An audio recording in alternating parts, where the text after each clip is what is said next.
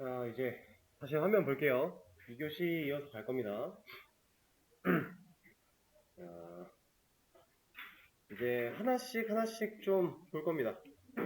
일단 우리가 그 전에 쳐봤던 show database라고 하는 명령어를 여기다가 입력을 하려고 하면, 지금 화면 보세요.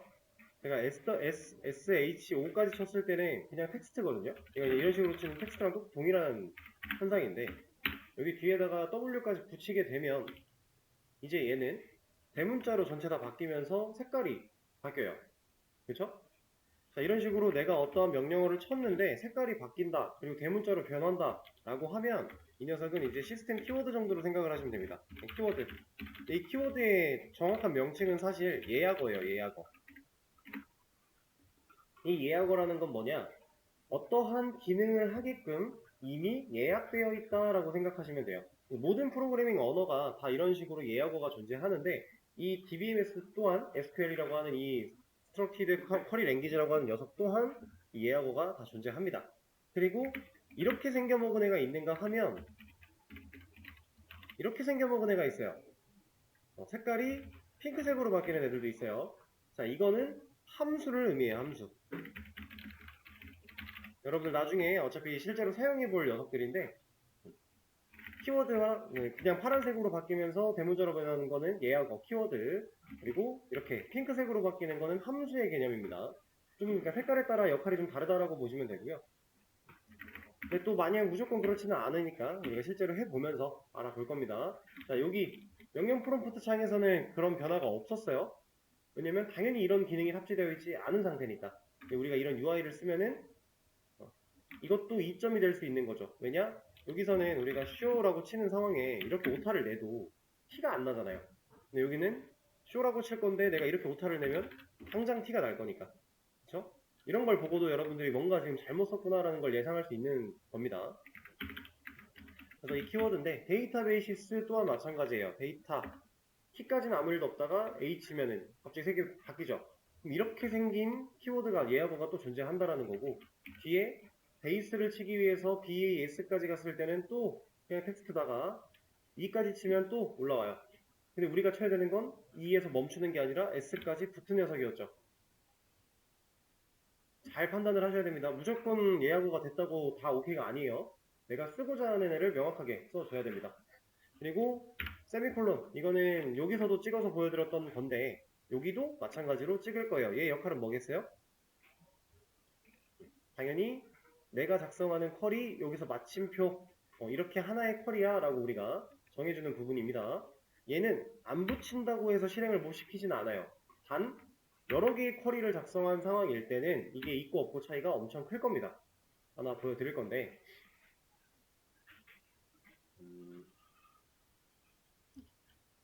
이거부터 먼저 보여드릴까요? 이거 일단 아니다, 이걸 말고 이렇게 두 개, 세미콜론을 둘 다 잘 찍었다라고 했을 때, 이때는 뭐 얘를 실행한다거나 얘를 실행하는 데 있어서 문제가 딱히 없어요. 이렇게 실행을 해도 문제가 없어요. 지금 이거 실행하는 단축키 같은 건 알려드릴 거예요. 근데 만약에 여기 세미콜론이 없는 상태에서 이렇게 실행을 하려고 한다라고 하면 얘는 이제 뭐라고 합니다. 여기 보시면은 메시지라고 하는 이 부분에 현재 우리가 실행하려고 했던 쿼리가 실행된 상황 속에 우리한테 알려줄 메시지, 경고, 뭐 에러 이런 것들을 다 알려줘요. 얘를 먼저 볼 건데, 자, 한 개의 쿼리가 실행되었다. 그리고 0개 성공했고 1개 에러가 있고 0개의 경고가 있다. 상황 체크를 해준 거예요. 그리고 지금 내가 현재 실행한 쿼리는 이렇게 생긴 쿼리다. 그리고 오류 코드는 이렇고 오류 내용은 이렇다 알려주고 있는 겁니다. 자, 그럼 이것까지 딱 봤을 때 여러분들이 쿼리를 실행한 상황 속에서 이런 메시지가 오류가 났다라고 하면 뭐 봐야겠어요? 당연히 오류 메시지 봐야 됩니다. 그리고 우리가 실행한 쿼리도 봐야 되고요. 지금 저는 이 녀석과 이 녀석이 별개의 쿼리이기 때문에 따로따로 실행을 했어야 되는 앤데, 이게 두 개의 쿼리를 따로 실행한 문제가 없는데 세미콜론이 빠지면 얘를 하나의 쿼리로 보기 때문에 문제가 생기는 거다. 그래서 우리 세미콜론을 웬만하면 잘 찍어줄 거예요. 일단은 거기까지 먼저 얘기를 해보도록 하고, 실행하는 방법 알려드릴 겁니다. 자, 여기 이 파란 색깔 재생 버튼 마우스 올려보시면 검사 실행이라고 해가지고 F9 단축키가 적혀 있을 거예요. 그렇죠?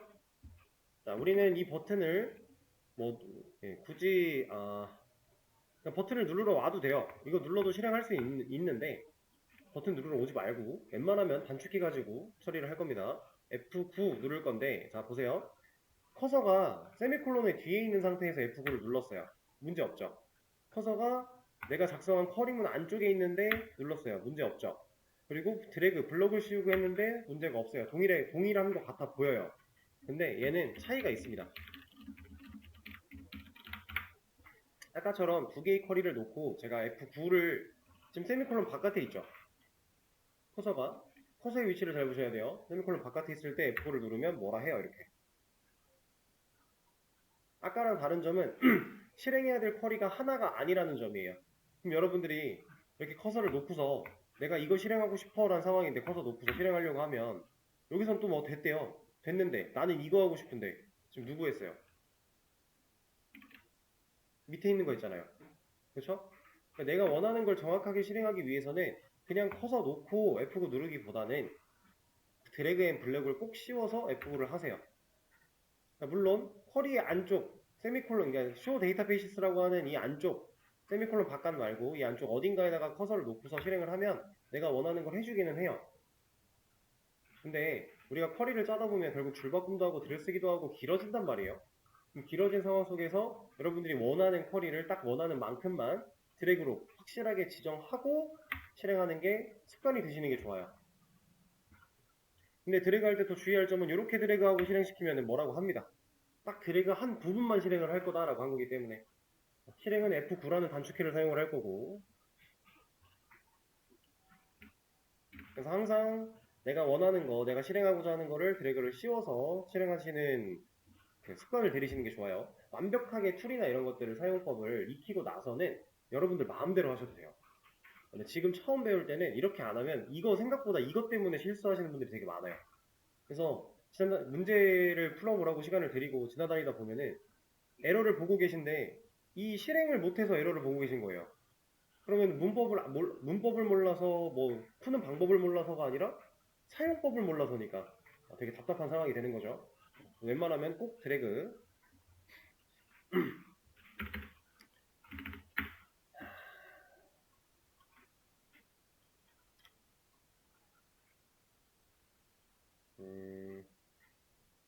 그리고 이거 하나 보여드리죠. 이거는 그냥 화면 보세요. 지금 우리가 입력하는 키워드들이, 예약어들이 다 대문자로 바뀌면서 색깔이 바뀌어주는 이유는 사실 이것 때문이에요.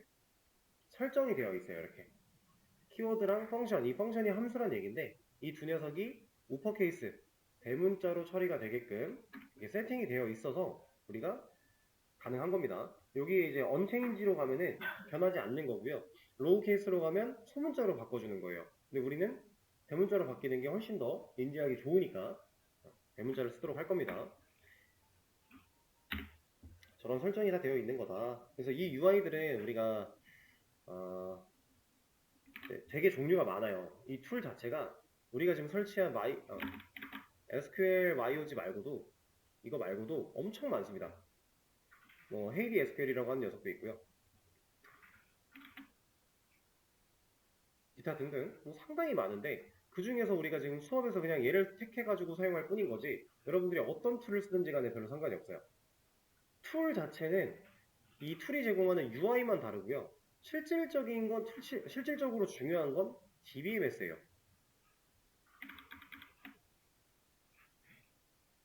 SQL YOG를 통해서도 MySQL 서버에 접근할 수 있게끔 DBMS가 구축이 되어 있을 뿐인 거고요. 그다음 뭐 헤이디 SQL 이런 녀석들도 여러 가지 데이터베이스 서버에 다 통합으로 사용할 수 있는 DBMS가 제공이 될 뿐인 거예요. 근데 만약에 어떠한 내가 A라는 툴을 쓰려고 설치를 했는데 MySQL 서버에 접근이 안 된대요. 막 이상하게 DBMS가 없다고 하면서 안 된대요. 그럼 걔는 이걸 제공을 안 하는 거예요. 그러니까 모든 DB가 다 되는 것도 아닙니다. DBMS 종류가 되게 많기 때문에 되는 애가 있고 안 되는 애가 있고 호환이 되는 애가 있고 안 되는 애가 있고 우리가 사용할 툴을 어느 정도 잘 고르시는 것도 중요합니다. 수업에서는 그냥 이 SQL YOG를 사용을 계속 할 거예요. 여러분들이 실제로 실무에 나가게 되면 다양한 툴들을 많이 쓰게 될 겁니다. DB마다, DBMS마다 그냥 간단하게 예시 몇 가지만 알려드리면 이제 오라클 같은 경우는 기본적으로는 SQL 디벨로퍼라고 하는 이 녀석을 많이 사용을 했었어요. 근데 얘는 워낙 이것저것 다 호환이 가능하게끔 툴이 다 제공을 하기 때문에 어떤 툴을 써도 별 상관이 없습니다. 그리고 뭐 MySQL 같은 경우는 비슷하고요. 같은 원리예요. 근데 이제 보통 워크벤치 같은 거를 많이 쓰기도 하죠. 뭐 맥에서도 그렇고 이런 것도 있고, 그리고 저번에 말씀드렸던 포스트그리 SQL 같은 경우는 PG 애드민이라고 해서 얘네, 그러니까 포스트그리라고 하는 녀석들이 특화된 그냥 툴을 또 제공을 같이 해요. 이런 녀석도 있고, 뭐 기타 등등 우리가 사용할 수 있는 툴은 상당히 많고, 내가 그 주로 사용하는 편한 툴을 잘 골라서 쓰면 된다. 근데 툴마다도 이렇게 제공하는 UI 기능적인 것들이 많이 다르니까 웬만하면 이런 버튼들을 많이 누르지 말자라고 하는 거예요. 툴이 바뀌었을 때는 없을 수도 있으니까 그런 얘기를 하고 있는 거고. 자, 이제는 요거 얘기해 볼 겁니다. 이제 처음으로 못 돌아가니까 다시 열어볼게요, 제가.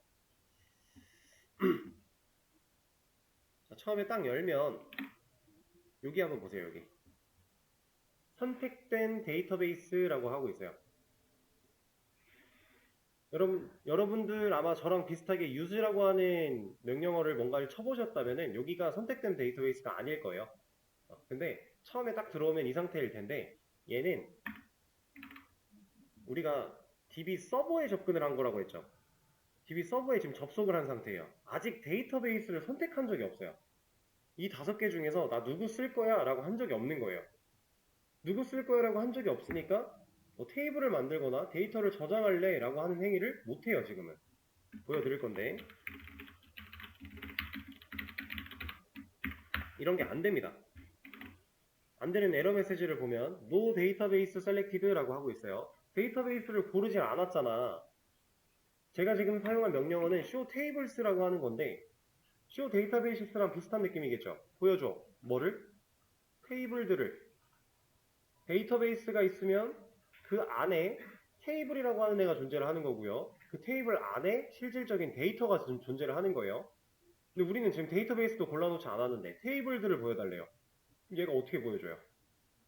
그렇죠? 그 얘기입니다. 그래서 우리가 항상 이제 DB 서버를 스타트로 켜주고 이 SQL YOG라는 걸 통해서 DB 서버에 접근을 한 뒤에 내가 사용할 데이터베이스를 선택해주는 게 상당히 중요한 일이에요. 5개가 있죠. 이 중에 내가 쓸 게 뭐야? 이런 식으로 완벽하게 골라내야 됩니다. 골라낼 수 있는 명령어는 use, 사용한다라는 use, 그리고 옆에 DB 데이터베이스의 이름을 넣어주는 거예요. 이러면 나 MySQL이라는 데이터베이스 쓸 거야 라고 되어 있는 겁니다. 지금.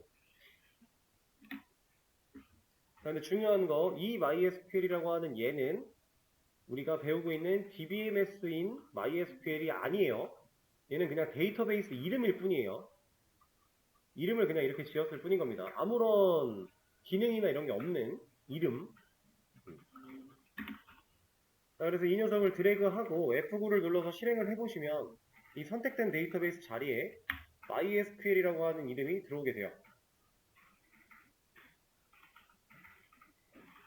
그러면 이제 나 MySQL이라고 하는 데이터베이스를 사용할 거야.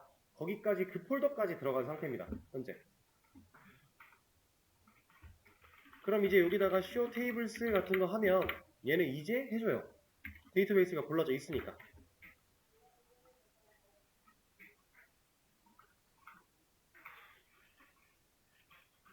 그래서 보시면 tables in MySQL이라고 되어 있죠. MySQL이라는 데이터베이스 안에 테이블들 이런 의미예요. 목록이 쭉 있고요. 얘는 좀 많이 들어 있습니다. 이거 기본 제공되는 데이터베이스이기 때문에 자, 이런 식으로 쓸 수가 있는데 자 보세요. 제가 얘를 한번 눌러볼게요. 테스트라고 하는 거. 여기 어떻게 바뀌었어요? 테스트로 바뀌었죠. 그렇다라는 건 우리가 여기를 클릭하는 행위로도 이 use라고 하는 명령어의 역할을 수행할 수 있다는 얘기예요. 그리고 실제로 자 보세요. 다시 제가 이걸 하고 테스트를 누르면 MySQL에서 테스트가 바뀐 이 상황을 히스토리라고 하는 곳에서 볼 수 있거든요. 이 use MySQL이 제가 입력한 MySQL입니다. 실제로 제가 실행시킨. 그리고 이것들은 버튼을 클릭하면서 그 실행된 명령어고요. 마지막에 테스트. 얘도 결국 use가 사용이 되었어요. 자, 이렇다라는 건 우리가 여기를 누르는 행위 또한 결국 얘가 이러한 명령어를 실행하게끔 연결되어 있기 때문에 우리가 눌렀을 때 변화가 있는 거다 라는 얘기예요. 그러니까 버튼을 누르나 명령어를 알고 명령어를 치나 결국 해야 되는 건 동일하다라는 거죠. 그래서 우리 명령어 위주로 공부를 할 거다라는 거예요. 이런 것들. 자, 여기서도 보입니다. 이렇게 MySQL 찍으면 나오고 테스트 찍으면 나오고 보이죠? 이런 식으로 되어 있다. 자, 근데 이것도 하나 볼게요. 제가 직접 입력한 이 녀석과 얘가 버튼을 누르면서 입력된 이 녀석은 어떤 차이가 있어요? 둘이 똑같나요? 이렇게 생긴 애가 있죠. 자, 이거 또 중요한 개념 중에 하나인데 제가 이렇게 해도 기능상의 문제가 전혀 없어요. 근데 이렇게 해도 문제는 전혀 없어요. 이건 뭐냐? 백틱이라고 하는 친구입니다. 백틱은 홀다운표 아니고요. 쌍따옴표 아니고요. 여러분들 그 탭키 위쪽에 있는 물결 표시랑 같이 있는 오른쪽 아래로 그어져 있는 점이에요. 이걸 백틱이라고 합니다. 이 백틱은 어떤 역할을 하냐? 자, 제가 예시로 하나 보여드릴 건데 저는 이 멤버라고 하는 지금 현재 우리한테 없지만 만약에 데이터베이스가 있다라고 했을 때 여기 멤버가 있다라고 가정을 해볼게요. 그러면 지금 제가 입력한 명령어는 나 멤버라고 하는 데이터베이스 선택할 거야 라는 뜻이죠. 명령어 자체는 그 뜻이에요. 근데 이 녀석이 대문자가 되면서 색깔이 바뀌었네요. 그럼 얘는 예약어 아니에요? 어떠한 기능이 예약되어 있는 예약어죠. 그럼 제가 나 이런 데이터베이스 쓸 거야 라고 하고 싶어서 이렇게 했지만 얘는 다른 기능으로 수행할 수도 있겠네요. 기능이 내재되어 있는 예약어니까. 물론 안 그런 경우도 있어요. 근데 그런 경우가 있을 수 있으니까 우리가 알려주는 겁니다. 지금 이 명령어를 실행하는 이 상황에다가 여기 있는 이 멤버는 예약어로서의 멤버가 아니라 내가 그냥 텍스트, 워딩, 별명, 이름 뭐든 좋아요. 그냥 내가 지정한 이름일 뿐이야 라고 백틱을 붙여서 명시해 주는 거예요. 그럼 이렇게 백틱이 붙는 순간 얘는 이제 대문자랑 색깔이 빠졌죠? 얘는 그냥 텍스트가 되는 겁니다. 여러분들이 앞으로 쿼리를 짜다 보면 내가 뭐 이름을 짓고 싶어서 지었는데 그 녀석들이 대문자로 변하면서 색깔이 입혀지는 경우가 되게 많을 거예요. 예약어가 상당히 많기 때문에 그 상황 속에서 이 백틱으로 이거는 그냥 이름으로서 쓸 거야 라고 명시를 해줘야만 기능이 꼬이지 않고 우리가 사용할 수 있다. 근데 아까 전에 했던 것처럼 그냥 썼는데 안 바뀌어요. 바뀌는 거 없어요. 그런 백틱 없어도 아무 상관없어요. 이런 걸 고민하고 싶지 않다. 그럼 무조건 이름에는 백틱 붙인다 생각하셔도 되고요. 아니면 나는 뭐 시스템 키워드 예약어로 바뀌어서 내가 명확하게 이거는 이름이야 라고 명시해주고 싶을 때만 쓸래. 그냥 매번 쓰긴 귀찮아. 그럼 그때만 쓰시면 돼요. 아무 상관 없습니다.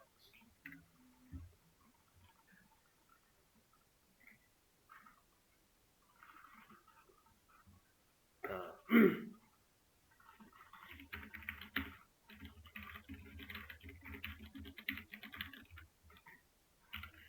그리고 아까도 이제 자연스럽게 상황이 나왔던 건데 드래그를 통해서 지금 세미콜론 찍혀있는 잘 찍어놓은 상태니까 두 개의 펄이죠 이건. 이거는 여기가 마침표 하나 찍혔고 여기서 하나 찍혔으니까 총 두 덩이의 쿼리를 제가 드래그를 했어요.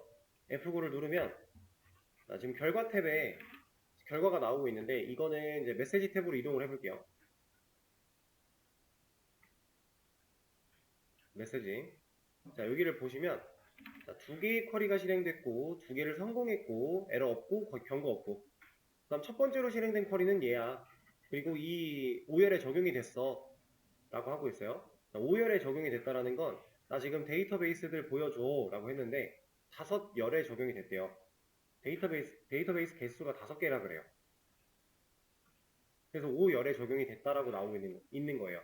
왜냐면 보여준다라고 하는 건 어떠한 결과를 남겨야죠. 그래서 실제로 여기 결과 탭에 이런 결과가 있었잖아요. 이 결과 탭에 5열에 적용이 되어 그림을 그렸다 정도로 이해하시면 됩니다. 그리고 또 두 번째 쿼리는 이걸 실행했어. 근데 얘는 0열에 적용됐어. 왜 0열이에요? 얘는 데이터베이스를 선택한 거지 결과를 보여줄 게 아니니까. 이런 차이가 있는 겁니다. 그래서 결과와 메시지를 여러분들이 잘 보셔야 돼요.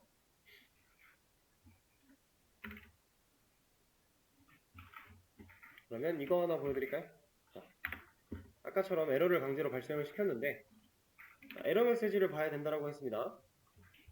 자, 이 에러 메시지 열심히 막 뭐가 쓰여져 있는데 자, 결국에 여러분들이 중요한 건 이겁니다. SQL 신텍스. 넌 지금 에러를 갖고 있어. 네 SQL 안에 신텍스 에러를 갖고 있어 라고 하는 거예요. 신텍스 에러 문법 에러죠? 모든 언어 공통입니다. 신텍스 에러는 문법 에러예요. 기초적인 문법 에러. 자, 그리고 나서 이 문법 에러를 봤다. 그럼 여러분들이 읽다가 신텍스? 이거 문법 에러네? 그러면 바로 얘를 찾아오세요. 얘를. 니어. 다른 거 다 필요 없고요. 니어를 찾아오세요. 신텍스 에러에 한해서. 자, 신텍스 나 문법 에러 맞네? 그럼 니어를 찾는 거예요. 자, 니어 뒤에 보면 use MySQL이라고 나와 있죠. 자, 이 use MySQL은 얘죠. 그렇죠? 자, 이 니어 use MySQL 얘를 찾아서 이 앞쪽을 보시면 됩니다. 여기를 보란 얘기예요. 보통 대부분의 신텍스 에러는 니어를 표기를 이쪽을 해주고 있어요. 왼쪽. 그러니까 이 뒤에 오는 이 녀석의 앞부분에 문제가 있을 거야 라고 그 근처에 문제가 있다는 얘기인데 그걸 여기를 보통 알려줍니다. 그럼 이 녀석이 결국에는 이렇게 붙어서 실행이 됐기 때문에 문제가 된 건데 그냥 단순히 줄만 바뀌어 있을 뿐인 건데 이 상태에서 이 앞을 보면 여기 지금 있어야 될 세미콜론이 없어서 문제가 생긴 거죠. 신텍스 에러를 봤다. 그럼 니어를 찾아온다. 그리고 뒤에 써있는 녀석의 앞쪽을 먼저 보고 앞쪽에 문제가 없어? 그럼 뒤쪽도 보세요. 그렇게 에러를 파악하시면 됩니다. 되게 많이 보실 거예요. 이 에러는. 앞으로 계속 보게 될 겁니다. 그리고 얘도 근데 결국 똑같아요. 에러 메시지를 우리가 봐야 되고 이 메시지를 파악해야 되고 뉘앙스를 분석해야 되고 그리고 나서 이해가 안 돼. 그러면 번역기 가는 거고 번역기 봐도 내가 스스로 해결을 못하겠네? 그러면 그냥 이거 그대로 가져가서 구글에 치면 돼요. 비슷한 상황들 다 알려줄 겁니다. 결국 에러는 구글과 함께 여러분들이 잘 해결을 하시면 돼요. 근데 중요한 건 여기에 적혀있는 이 에러 내용이 항상 딱 적절하게 알려주는 건 아니에요. 모든 언어 공통이에요, 이것도. 이 에러 메시지만 가지고는 완벽한 해결을 못하는 경우가 종종 있어요. 그럴 때는 여러분들이 알고 있는 개념과 지식을 잘 활용해서 내가 실제로 작성한 부분도 같이 봐가며 처리를 해줘야 됩니다.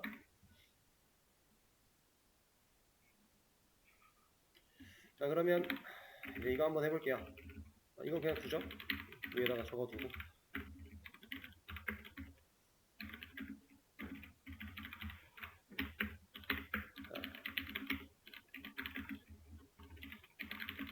이거 지금 안 따라치셔도 됩니다. 제가 어떠한 쿼리 하나를 작성을 했는데 이 쿼리 전 여러분들한테 알려드린 적이 없어요. 근데 뭐 하는 애일까요? 그쵸? create 뭔가 만들 거야. 뭐를? 데이터베이스를. 이름은 A1 그런 뜻인 것 같죠? 실제로 실행을 하면 성공을 했대요. 그 다음에 show 데이터베이스 보면 A1이 있네요. 데이터베이스를 만들 거야 라는 명령어입니다. 자, 근데 여기서도 잘 보시면 여기 지금 A1이 있어요. 그죠? 근데 여기 없죠? 얘나 결국 데이터베이스 목록 보여주는 거였는데 얘는 왜 없어요? 이거는 실시간 반영은 안 돼요. 그래서 우리가 이 루트라고 하는 부분을 한번 클릭한 다음에 F5를 눌러주면 생겨나요. 이런 식으로 실시간 반영이 안 될 뿐 똑같은 목록을 보여주고 있는 거다. 그래서 데이터베이스를 하나 만드는 명령어. 근데 이거 딱 봤을 때 느낌 오죠? 어떤 기능을 할지. DBMS에서 사용하는 SQL 그 쿼리들이 생각보다 이렇게 직관적인 애들이 되게 많아요. 그래서 처음 배우시더라도 그렇게 어렵지 않게, 기초적인 SQL은 그렇게 어렵지 않게 접근할 수 있습니다. 근데 이제 그 안에서 세부적으로 활용하는 것들이나 이런 것들이 좀 지식이 필요하고 센스가 필요한 건데, 기본적인 건 이렇게 쉬워요. 이것도 한번 볼까요? 이거 뭐 하겠다라는 것 같아요? 데이터베이스 지우겠답니다. 드랍이라고 하는 단어는 사실 떨어뜨린다의 느낌이 좀 더 강하죠. 지운다기보다는. 근데 여기서는 데이터베이스를 떨어뜨릴 거야. 그러면 지우는 거를 말하는 게 아닐까라고 우리가 충분히 유출할 수 있는 영역이고요. 그리고 실제로 얘는 지워줍니다. 성공했고 다시 데이터베이스 보여줘 라고 하면 없어져요. 이제 상당히 직관적이죠. 자, 근데 잘 보세요. 없어요. 이미 없는데 제가 한 번 더 실행해요. 얘를. 그러면 어떤 일이 벌어질까요? 지금 A1이라는 건 이미 지워서 없어요. 근데 한 번 더 실행하겠다. 또 지우겠다. 얘는 뭐라 합니다. 근데 뭐라 하는데 잘 보셔야 되는 건 에러로 뭐라고 해요. 에러로. 에러 내용을 보면 지울 수 없대요. 왜? 존재하지 않으니까. 자, 중요한 건 에러입니다. 자, 이것도 마찬가지. A1을 만들어요. 성공했죠? 있어요. 또 만들면 얘는 에러예요. 왜? 만들 수 없어. 왜? 이미 있어. 자, 이걸 보고 우리가 유추할 수 있는 거, 한 DB 서버, 우리가 지금 접속해 있는 하나의 DB 서버 안쪽에는 동일한 이름의 데이터베이스가, 베이스 자체가 여러 개 존재할 수 없다. 변수 개념 같은 느낌이죠. 같은 공간에는 여러 개, 똑같은 이름으로 존재할 수 없는 그런 느낌인 거고, 그리고 없는데 지우려고 하면 그냥 못 지우고 끝나는 게 아니라 애초에 에러를 뱉는다. 이 에러가 문제가 있는 겁니다. 왜냐면 여러분들이 뭔가 이 DBMS를 가지고서 얘만 독단적으로 쓰지 않는다고 했어요. 다른 언어, 뭐 예를 들어 자바 같은 거랑 병합시켜서 함께 사용을 할 건데, 얘를 사용하는 상황 속에 데이터베이스에 있는 정보를 가져오려고 해요. 혹은 뭔가를 실행하려고 해요. 근데 에러가 발생을 했다? 그럼 얘는 프로그램 멈추는 거예요. 이 에러 때문에. 아예 중간에 멈춰버리는 겁니다. 진행을 못하고. 그래서 에러가 있는 상황은 여러분들이 만들어 놓으면 안 돼요. 지금 이것도 이렇게 에러가 나게끔 상황을 처리하면 안 된다. 그래서 우리가 뭘 볼 거냐면,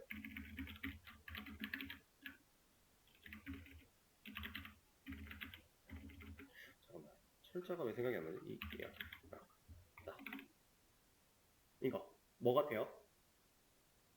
설명드린 적 없지만 유추해 보는 겁니다. if. 우리가 그동안 if는 보통 다 만약 뭐뭐 한다면 이라는 조건 같은 데 사용되는 녀석이었죠. 그 다음에 뒤에 오는 이 exit 라고 하는 거, 얘는 존재의 의미를 가지고 있어요. 그러면 나 데이터베이스 지울 거야. 만약 존재한다면 누가? A1이. 그럼 현재 저한테는 A1이라는 데이터베이스가 없는 상태예요. 얘를 실행시키면 차이는 이겁니다. 얘는 없지만 에러가 나지 않아요. 성공했고요. 경고를 발생시킵니다. 근데 그 경고의 메시지 같은 경우는 동일해요. 왜냐면 어차피 없어서 못하는 건 맞으니까. 근데 에러가 나는 것과 경고가 나는 것, 이건 큰 차이가 있는 겁니다.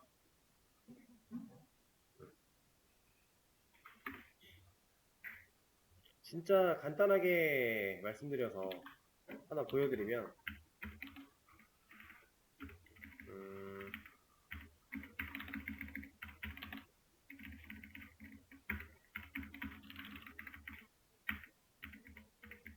이 상황이랑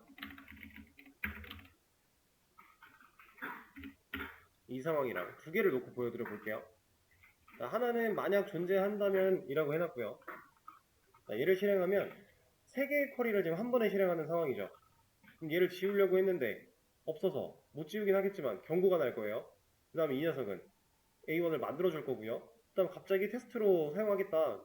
세 개의 쿼리를 그냥 실행을 시키는 겁니다. 얘는 셋 다 했죠. 셋 다 했어요. 근데 이 녀석은 있었구나. 다시 이 녀석은 이제 여기서 왜 또 됐어? 잠시만요. 없고 왜 있지? 없는 상태에서 다시 이렇게 하면 성공하고 에러가 발생을 하면서 정상적으로 작동을 못할 수도 있어요. 그 뒤에서 실행된 쿼리들이. 그것 때문에 우리가 에러가 나는 상황들은 웬만하면 만들어오지 말자. 여기서 만들어버려가지고 그런 얘기였습니다. 적절한 예시는 아니긴 했네요. 어쨌든 지워놓고 다시 이걸로 가고. 자,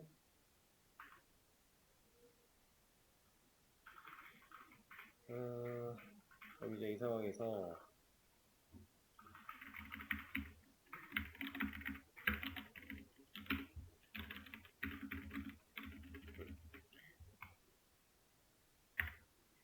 우리가 지금 A1 데이터베이스 하나 만들어 놓고 데이터베이스 확인할 수 있고 근데 여기다가 이제 A1이라고 하는 이 녀석에다가 테이블이라고 하는 걸 만들어 보고 싶어요. 데이터를 실제로 건드려 보기 위해서 뭔가를 하고 싶은데 지금 저 테이블 만드는 거 하면 A1에 만들 수 있나요?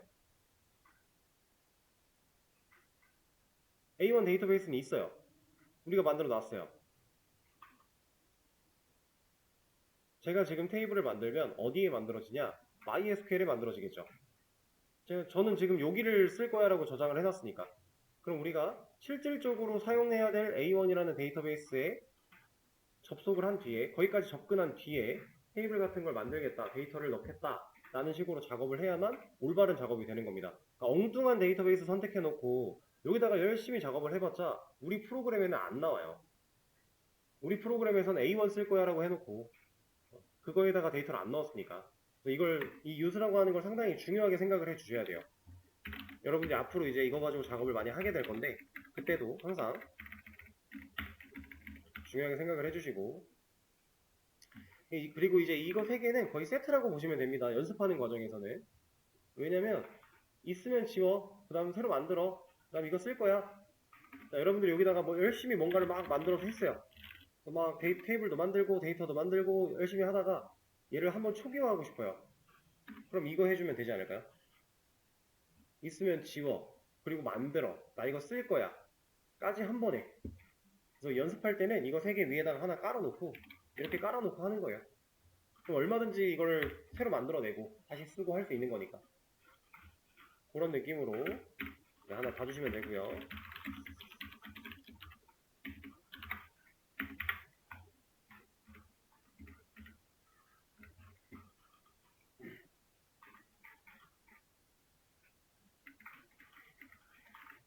자, 이제 3.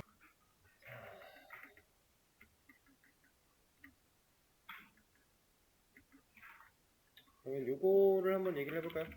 하다가 좀 끊길 것 같긴 한데 제가 저번주 금요일에 마지막에 여러분들한테 뭐 좀 검색해보고 오라고 말씀을 드렸어요. DDL과 DML 그리고 이걸 찾다 보면 당연히 DCL 그리고 TCL 이런 것들이 나올 거다라고 했습니다. 자, 예, 뭐라고 하던가요?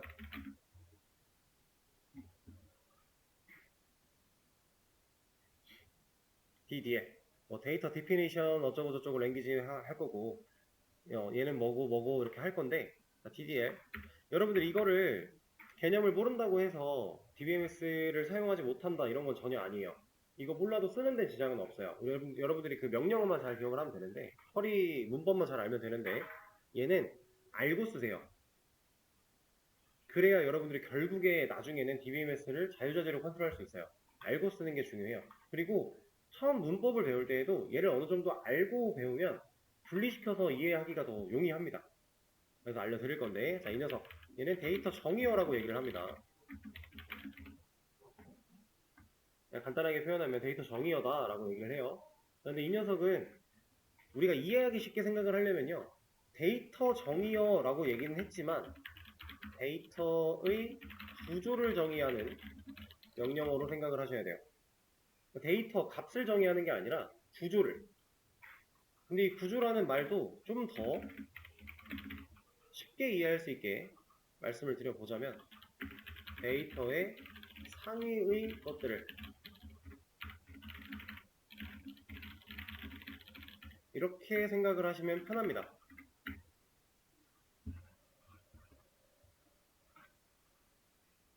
자, 지금은 데이터의 구조를 정의한다라고 하는 이 말 자체가 사실 좀 와닿지 않을 거예요. 이게 뭔 소리야? 구조를 정의하는 게 뭐야? 싶을 텐데 진짜 간단하게 최대한 간단하게 자, 데이터 정의어를 가지고 우리가 조작할 수 있는 것들은 이런 거예요.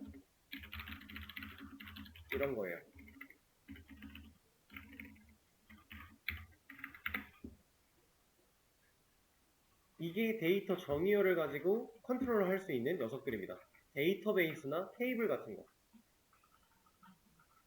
제가 데이터베이스가 있으면 그 폴더 안에 우리가 테이블이라고 하는 걸 만들 수 있다라고 했고요. 그 테이블이라는 파일 안에 실제로 데이터를 저장할 수 있다라고 했었죠. 데이터 상위의 것들, 데이터보다 더 위의 것들, 테이블과 데이터베이스들, 걔네들을 정의하는 쿼리의 문법들, SQL들이 DDL이라고 표현하는 녀석들입니다. 데이터 정의어. 그러니까 데이터 정의어 가지고는 데이터를 건드리지 못한다는 얘기예요. 자, 데이터베이스는 데이터 DML. 이거 간단하게만 볼 겁니다. 데이터 조작어라고 얘기를 해요, 얘는. 얘는 진짜로 데이터를 조작하기 위한 명령어입니다. 자, 데이터를 조작한다라고 하는 건 무슨 의미일까요?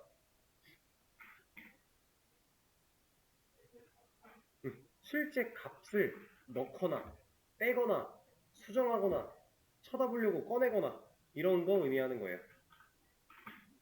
데이터를 아까 전에 말씀드렸던 DB가 있고 테이블이 있고 그 안에 데이터가 들어있으면 이 테이블 건드려 DB 건드려 이거는 이제 DDL이 하는 거고 실제 이 데이터라고 하는 이 녀석들의 값을 여기에다 넣거나 여기서 빼내거나 뭐 수정하거나 이거를 이제 DML 가지고 한다. 자,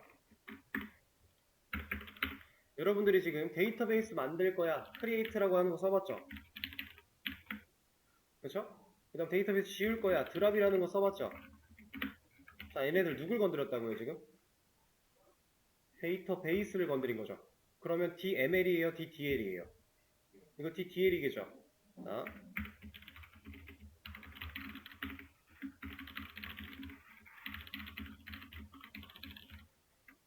DDL에서 사용하는 생성이나 삭제에서는 create랑 드랍이라는 문법을 사용을 합니다. 그럼 우린 지금 테이블을 만드는 방식을 아직 안 배웠어요. 해본 적이 없어요. 쳐다본 적도 없는데 테이블을 만들겠다라고 하면 뭘로 시작하겠어요? create로 시작을 한다는 거예요. 이해되실까요? 그런 느낌이고 DML에서 사용하는 생성, 삭제 명령어는 이건 아직 우리가 배운 적이 없기 때문에 그냥 보여드릴 건데 insert라고 하는 녀석을 통해 이제 삽입이라는 의미예요. 이거는 삽입이라는 의미인데 테이블이 있으면 데이터를 테이블에 밀어 넣는 행위다라고 해서 삽입이라는 키워드를 사용을 합니다. 그래서 얘가 데이터를 만들어내는 방식이에요. insert. 그리고 삭제는 delete라고 하는 걸 씁니다. 자, 명확히 좀 다르죠? 자, 이제 여러분들이 이걸 배웠으니까 데이터베이스 만들 거야 라고 하는데 인서트 데이터베이스 하면 돼요 안 돼요? 그런 건 없는 거예요. 그리고 데이터베이스 지울 건데 딜리트 데이터베이스 하면 돼요 안 돼요? 안 된다라는 겁니다. 그럼 나중에 실제 데이터를 가지고 데이터 지울 거야 했는데 뭐 드랍 데이터 하면 돼요? 안 된다는 얘기예요. 명확하게 DDL과 DML을 나눠서 분리시켜서 생각을 하셔야 됩니다. 그리고 여기에는 이제 조회를 담당하는 select라고 하는 녀석과 수정을 담당하는 update라고 하는 녀석 이렇게 총 4가지가 있어요.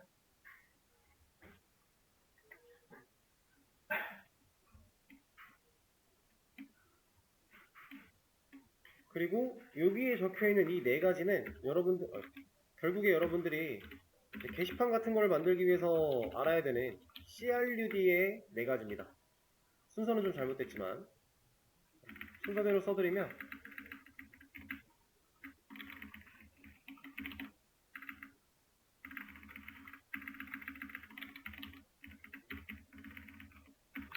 순서가 이래요. 자, C, create, 만든다라는 의미고요. 자, R, read, 읽는 거예요. 그래서 select, 그 다음에 U, 수정, 업데이트, D, delete, delete. 그래서 CRUD. 여러분들이 결국에는 게시판을 만들 거다라고 하면 이 네 가지의 명령어를 사용하는 이 DML을 잘 다룰 줄 알아야 된다. 사실상 DDL은 알긴 알아야 되고 우리가 자주 쓰긴 쓰지만 실질적으로 한번 구조를 잡고 나면 그 뒤로는 잘 안 건드려요. 가끔밖에 없어요, 쓸 일이. 근데 주로 사용하는 건 이 녀석들. 왜냐면 우린 결국 데이터를 건드려야 되니까. 이 중에서도 여러분들이 가장 중요하고 가장 어려워하고 많이 배워야 되는 녀석은 얘입니다. select. 나머지 애들은요, 해야 될 게 뻔해요.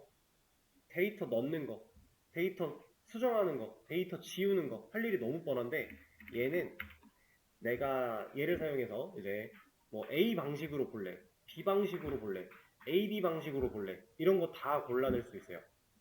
무궁무진합니다. 결국에 여러분들이 잘해야 되는 건 얘입니다. CRUD 안에서도 얘가 한 7, 80%의 기능을 차지하고 있다고 보시면 되고 나머지는 한 10%에서 20%, 그게 전부예요. 이만큼은. 그래서 우리는 이런 것들을 배울 거다. 그리고 여기에 뭐 DCL과 TCL 이런 것들은 사실 지금 뭐 크게 생각하실 필요까지는 없어요. 이게 뭐 데이터 컨트롤 랭귀지랑 뭐 트랜잭션 컨트롤 랭귀지 이런 식으로 표현이 되어 있을 텐데 그냥 모르고 가도 무방하니까 여기는 넘어가겠습니다.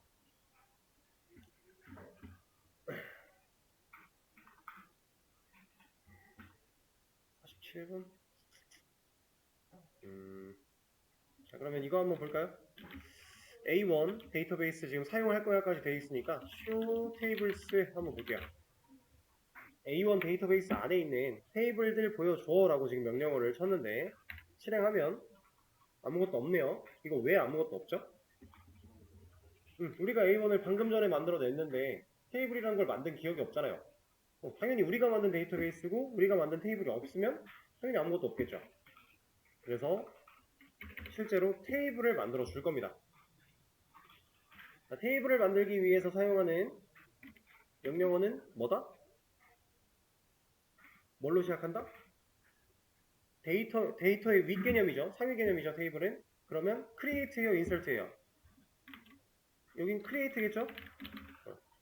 데이터를 제외하고 데이터의 상위 개념, 테이블, 데이터베이스는 다 DDL이었으니까 create, 만들 거야. 누구를? 테이블을. 그 다음에 보통 이름이 오겠죠? 우리가 create 데이터베이스도 마찬가지로 그 다음 이름 왔으니까 자, 이름은 그냥 article 정도로 지어주겠습니다. 자, 이렇게 한번 해볼까요? 에러가 났네요? 근데 얘가 뭐라고 하고 있는지 한번 보겠습니다. 테이블 must have의 list 1 column이라고 하고 있네요. 자, must have 무조건 가져야만 한대요. 뭐를? 한 개 이상의 컬럼을 이란 뜻이에요. 여기서 말하는 컬럼, 우리 컬럼이라는 단어가 뭘 뜻하는지 배웠었죠?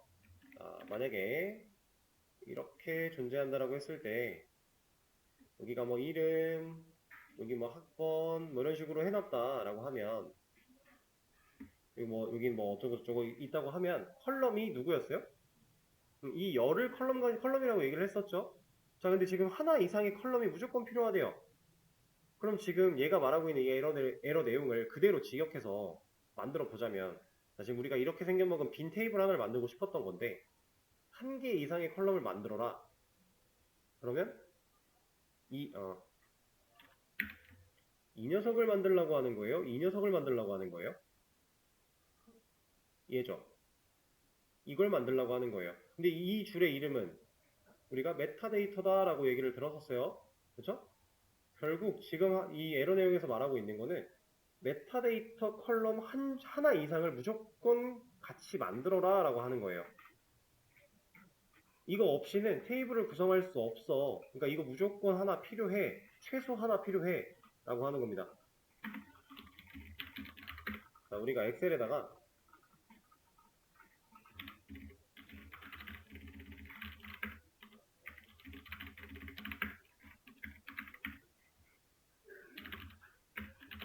자, 이렇게 했다고 치면은 엑셀은 이거 없어도 데이터 저장, 애초에 데이터를 저장할 수 있잖아요. 아무런 문제가 없죠.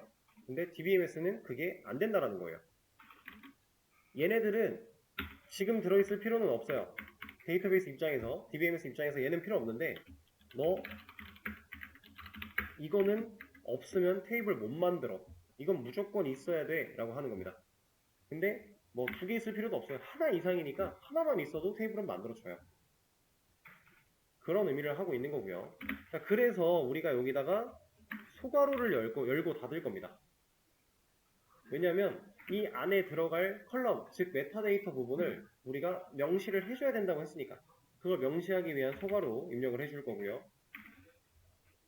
그리고 제가 지금 줄바꿈했는데 이거 안에도 문제는 없어요. 당연히 문법적으로는 문제가 없어요. 왜 하겠어요? 가독성 때문에 하는 겁니다. 지금 이런 쿼리들도 사실 이렇게 써도 아무 문제 없어요. 줄바꿈 안 해도 돼요. 세미콜론만 잘 찍혀 있다면 상관없어요. 근데 가독성을 위해서. 얘도 마찬가지. 자, 여기다가 이제 뭐 할 거냐? 제가 아티클, 얘는 이제 게시물이라고 하는 느낌으로 만든 거기 때문에 타이틀이라고 하는 컬럼 하나를 만들어 주겠다라고 해볼게요.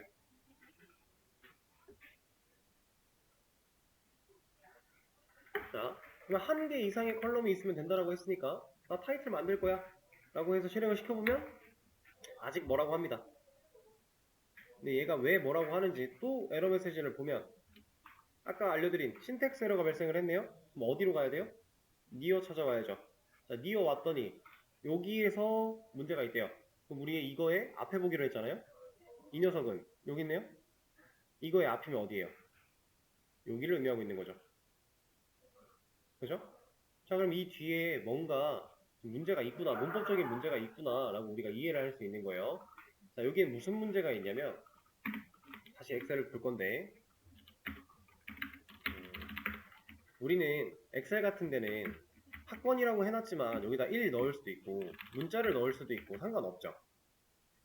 얘는 자유롭게 우리가 데이터를 저장하는 거니까 애초에 이 컬럼이라고 해서 이 컬럼에 있는 데이터라고 해서 우리가 제약사항을 걸어놓은 게 없잖아요. 이 학번이라는 컬럼에는 뭐 숫자만 올 수 있어 라고 우리가 막아놓은 게 없죠. 그냥 가능한 거예요. 근데 얘는 무조건 걸어놔야 돼요. 뭐를? 이 안에 들어올 데이터의 타입을. DBMS가 자바보다도 더 깐깐한 녀석입니다. 데이터의 타입을 꼭 잡아놔야만 해요. 우리가 타이틀이라고 하는 이 녀석은 제목을 입력하겠다는 의미인데 그럼 그 제목은 문자겠죠. 그럼 여기에는 이 컬럼에는 문자 데이터가 들어올 거야 라고 하는 데이터 타입을 명시를 해야만 합니다. 그 얘기를 하고 있는 거예요. 그래서 얘는 지금 문법 에러가 발생을 했고 너 지금 타입 적어야 되는데 타입을 안 적었잖아. 이거는 타입에 대한 내용은 뭐 또 금방 나올 거니까 일단 이렇게 적어서 보여드리겠습니다. 자, 타입까지 적어내면 이제는 얘가 뭐라고 안 해요. 그래서 테이블을 정상적으로 성공시켰대요. 만드는 거를. 자, 테이블을 만들었다고 하니까 쇼 테이블스를 통해서 한번 봐볼까요? 우리가 방금 전에 만들어낸 아티클 테이블이 이제 들어있게 되는 겁니다. 자, 그러면 여러분들 지금 중요한 거 배웠어요. 우리가 데이터베이스 만들어내는 건 별로 어렵지 않았지만 그 안에 테이블을 만들 때 중요한 거, 컬럼, 테이블을 만들 때 필요한 그 컬럼들, 실제로 데이터를 저장하기 위한 컬럼들, 그리고 그 컬럼의 데이터 타입까지 얘네 안 적어주면 애초에 테이블을 못 만든다 라는 거 아주 중요한 개념입니다. 이거